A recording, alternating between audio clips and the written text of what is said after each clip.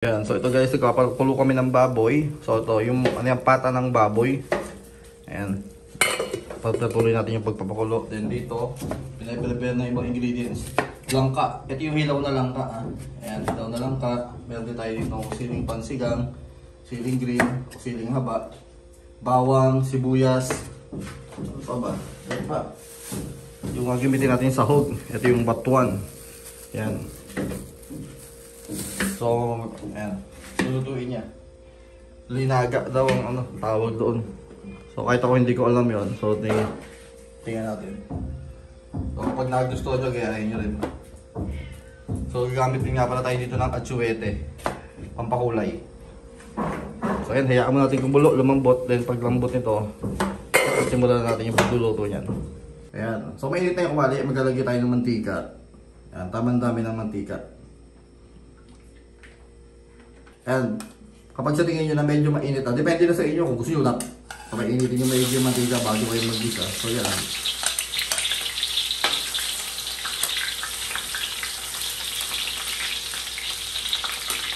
So yan, sabi nga gano'n daw talaga kasarado dapat ang mantika. Para pag naluto yung linaga, yung mantika, parang nasa ibabaw gano'n. Parang gano'n.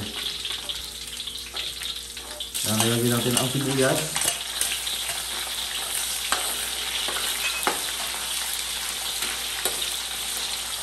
Yan, nalagay na natin yung pinakuluan natin baboy kanina. So kung mapapansin nyo, kulay pa lang yan. Medyo makunat-kunat pa yan. Pero nung tinangduyan ng tawag dito ang tinidor, tumutusok naman. Pero makunat-kunat pa yan sa ganyan.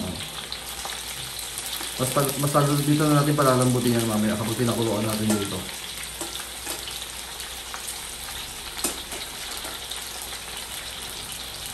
Lutong ano nga pala to, negro.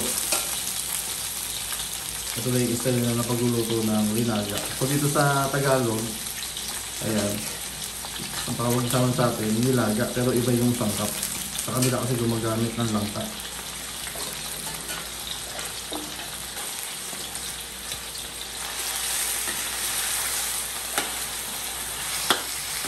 Yan, ngayon pa lang, napakabangan.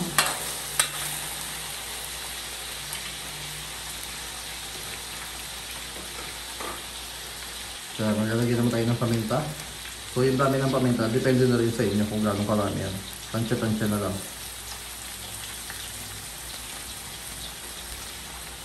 Kaya maglalagyan tayo ng 2 pirasong siling haba. Kaya ito yung mga siling pangsigang, yung siling green. Kaya halu-haluin.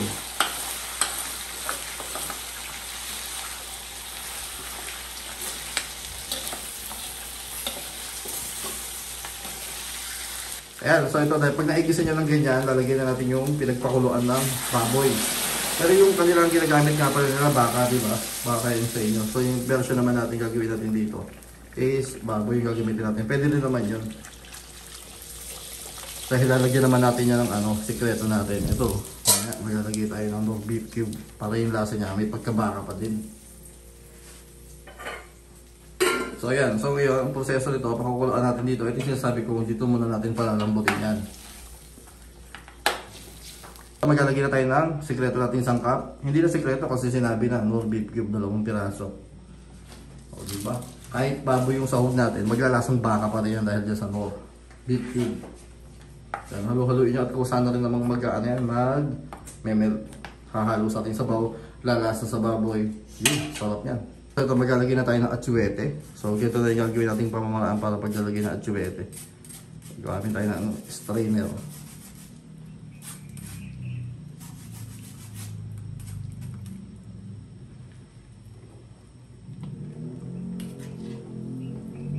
So yan, depende na sa inyo kung gaano kapula yung gusto nyo. So yan. Kasi pag ganyan yung kulay, di ba, parang pag nakita tayo ng ganyan kulay, medyo nakakatakam. Yan, then halu-haluin, then ang susunod natin gagawin ito, papakuluan pa ulit, no? Yan, papakuluan muna ulit namin yan. Yan, so ito, kumukulo na, maglalagay naman tayo ng tamang dami din ng asin. So yan. Yan, maglalagay kayo ng asin, dapat yung tamang dami lang. Yung huwag naman napakadami kasi baka naman sumobra alat. Madali naman magdagdag mamaya kapag tinikman.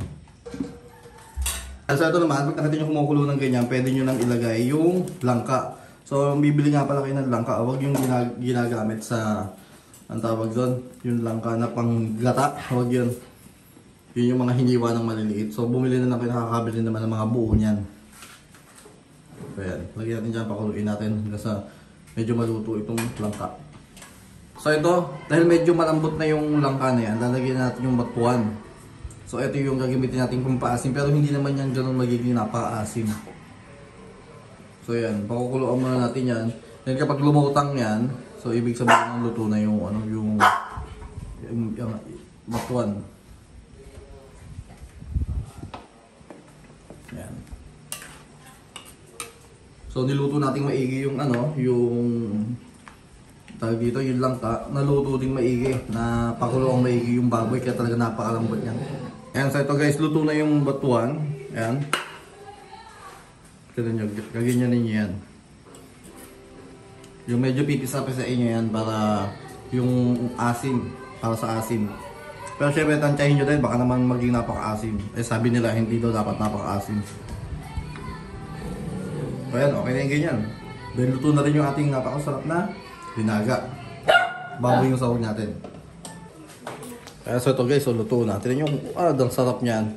Pag ganito yung ulam nyo, dapat marami kayong extra rice. O, diba? O. Tindi niyan. So, yun. Kaya kung nagustuhan nyo itong luto na ganito, lutong negros, then original from Iloilo daw. Ayan. Subukan nyo rin yung ganitong luto. So, may mga langka. O. Ang simple na sa hugo, baboy, langka, sibuyas, bawang, siling haba, siling kiling, siling pansigang, butuan. Ano pa ba yan? Ano? Atsuete. O, diba? Hadyan yung paminta. O, yun na yan. Diba? Subukan nyo rin yan.